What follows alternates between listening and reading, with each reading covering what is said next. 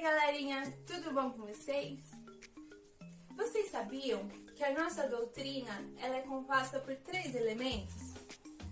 Um deles é a ciência, o outro é a filosofia e o outro é a religião. Mas por que seria a ciência? A ciência vem nos explicar como é feita a matéria, como é feito um livro, como é feito o nosso corpo, as células, os nossos órgãos. Entenderam?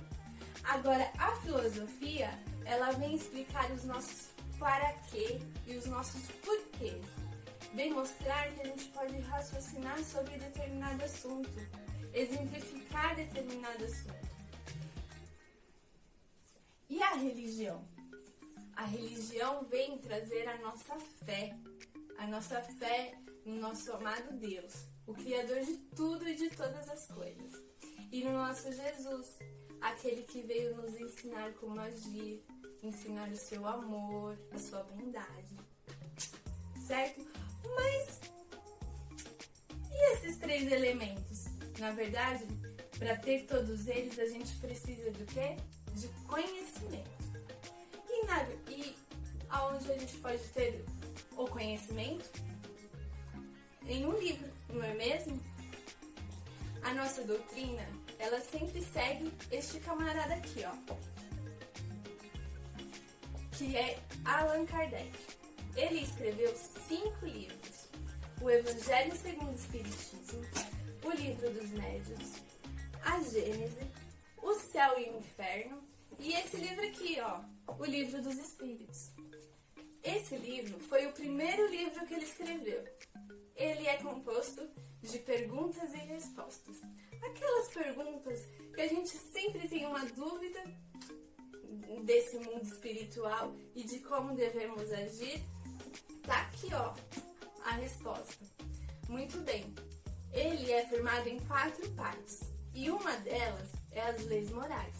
Hoje vamos falar um pouquinho sobre a lei de justiça, amor e caridade. Mas calma, eu tô falando demais. E a pré não é só minha, a pré é nossa. Então calma lá. Vamos lá? A minha interpretação sobre a pergunta 873 é que é natural, porém, de acordo com a vivência, do amadurecimento dessa pessoa, o senso de justiça dela amadurece junto, porque talvez uma coisa que ela achava que era justiça vira injustiça depois dela ter esse amadurecimento. Mas já na pergunta 874, eu acho que isso depende muito do ponto de vista da pessoa sobre a situação, sobre a vivência dela, sobre a sociedade que ela convive, sobre os ambientes que ela frequenta, que mudam e alteram um pouco do senso de justiça dela. Bom, eu aprendi na questão 875 que nossas leis são divididas em 2 partes. A lei natural e a lei humana. A lei natural, um exemplo, é a lei da vida e da morte. Nós nascemos, morremos, reencarnamos e continuamos nosso ciclo. Bom, e que também nossas leis são meio medievais para os dias de hoje, de acordo com os espíritos. Na questão 876, eu aprendi que para nós tratarmos alguém bem, nós temos que tratar como nós queremos ou como a pessoa queira ser tratada. Bom, eu estou aqui, ó, lendo com o celular aqui e eu entendi sobre as partes que eu li aqui que você tem que respeitar o direito dos outros sobre qualquer circunstância, reciprocamente. A língua era difícil mesmo. Que você tem que respeitar o próximo como ele é, que você também tem que ter caridade e amor ao próximo e que você não pode fazer com o outro o que você não quer pra você. Direito de propriedade. A pergunta é 880 e qual é o primeiro de todos os direitos naturais do homem? O de viver. Por isso, ninguém tem o direito de atentar contra a vida semelhante, nem poderá comprometer a ciência corporal. como diz o próprio livro, né, que é o próprio texto, não podemos fazer algo que possa tirar a vida de uma pessoa ou comprometer a existência dela. E nessa comprometer a existência dela, eu entendi que mesmo você não matando, não tirando a vida da pessoa, por exemplo, você foi lá e queimou uma pessoa, arrancou um braço, uma perna, a pessoa vai ter sequelas disso e vai levar isso para a vida dela. Mesmo que ela ainda consiga viver, ela vai ter uma dificuldade, porque ela vivia de uma maneira, você foi lá e comprometeu a vida dela, agora está vivendo de outra. Uma vida completamente diferente do que ela estava vivendo. Então, acho que é isso. E a pergunta 181 é: o direito de viver confere ao homem o direito de acumular o que necessita para viver e descansar quando não puder mais trabalhar? Sim, mas ela deve fazê-lo em família, como apenas por meio de algum trabalho honesto e não acumular como um egoísta. Até mesmo alguns animais lhe dão exemplo da previdência. Sobre esse acumular, o somente necessário, está certo, mas realmente mais necessário, porque tem muitas pessoas que acumulam, só para sentir mais poder, para ter mais coisas mesmo que às vezes pode até virar um vício, você comprar e querer mais. E, então é somente necessário e também pensar na família, acumular esses bens para a família e não fazer tudo isso só para si mesmo, né, como se fosse egoísta, como diz esse livro. E acho que é isso. Eu entendi sobre a lei do amor e da caridade que o fruto do trabalho digno do homem pertence a ele. Porém, a partir do momento em que ele divide esse fruto com o próximo para auxiliá-lo em alguma coisa, ele está praticando a lei do amor e da caridade.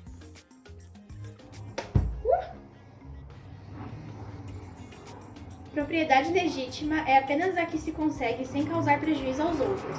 Ela nos proíbe de fazer aos outros o que não gostaríamos que fizessem conosco. A lei do amor e da justiça nos proíbe de conseguir qualquer bem por meios que sejam contrários a elas. Sem dúvidas, tudo o que conseguimos legitimamente forma uma propriedade. Mas a legislação dos homens consagra muitos direitos convencionais, contrários à lei da justiça. Essa é a razão da qual reformamos nossas leis, à medida que fazemos progresso e entendemos melhor a justiça. O que num século parece perfeito, no outro é apenas mais uma falha.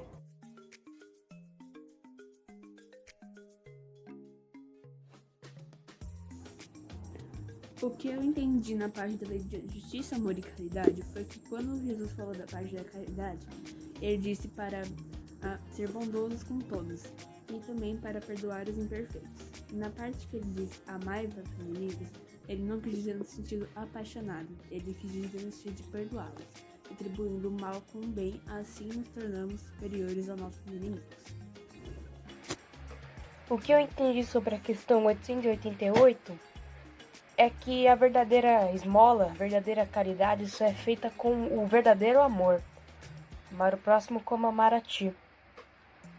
O que eu entendi sobre a questão 889 é que, dependendo das suas palavras ou a sua mal educação, uma pessoa pode ir parar na rua. Hoje eu vou falar sobre o Livro dos Espíritos, sobre o tema Lei da Justiça, Amor e Caridade, sobre o amor maternal e filial. Bem, nós sabemos que tanto no mundo dos seres humanos quanto no reino animal, o amor entre mães e filhos é muito forte, só que ele tem uma pequena diferença. No mundo animal, por exemplo, depois de um certo tempo em que o filho não precisa mais da ajuda dos pais, ele pode seguir sua própria vida e outro caminho eles acabam se separando. Mas nos seres humanos é um pouco diferente. Até depois de um certo tempo, ou até depois de adulto, os filhos e os pais continuam com laços bem fortes e isso segue até depois da morte. O que nos faz pensar que se o amor entre mãe e filha é tão incondicional, por que tem mães que não gostam dos seus filhos desde o nascimento? Isso pode acontecer porque essa experiência pode ser um aprendizado tanto para o espírito da mãe quanto para o espírito do filho, que vai acabar servindo como ensinamento para eles. Ou talvez porque na vida passada o filho pode ter sido um mau pai, uma mãe ruim ou um filho ruim e precise passar por essa experiência como ensinamento. Ou talvez essa mãe ruim seja animada por um mau espírito que quer fazer com que o filho fracasse nas suas provas e expiações. E é isso. Oi, gente. Queria só deixar umas palavrinhas, eu vou tentar ser o mais breve possível. É o seguinte: o Cristo resumiu toda a moral e toda a ética em 2 frases. Amai-vos uns aos outros como eu vos tenho amado, e ao Pai sobre todas as coisas. E fazei ao próximo conforme gostaria que fosse feito a vós mesmos. Tudo isso resumiu todas as leis, todo o amor de Deus, todo o amor que Ele tinha por nós, toda a moral e toda a ética está resumido aí. E Kardec só acrescentou: fora da caridade não há salvação. Então é aí que a gente junta as duas coisas. E o que a gente pensa? Se você pode ajudar, ajude. Nem que seja apenas respeitando o direito que seu irmão tem de errar. Aprender errando, estenda a mão na volta, ele vai precisar. Ou então, se você não puder ajudar, não atrapalhe. Seja um espectador, só pronto para estender a mão quando for possível. Se você não puder amar, não odeie. Mas não deixe sentir aquele vazio. Não deixe aquele vácuo no coração, que aí sim é a ausência de Deus. Sinta ao máximo o amor, a empatia, a simpatia, ou pelo menos lembra que quando você se belisca, dói. E quando você belisca o próximo, também dói. Quer você goste dele, quer não. E esse é o primeiro passo para a empatia. Então, eu só repito as 3 frases. Amai-vos uns aos outros, como eu vos tenho amado, e ao Pai acima de todas as coisas. Fazei ao próximo conforme gostaria que fosse feito a vós mesmos. E acima de tudo, fora da caridade não há salvação. Obrigado por nos ouvir novamente.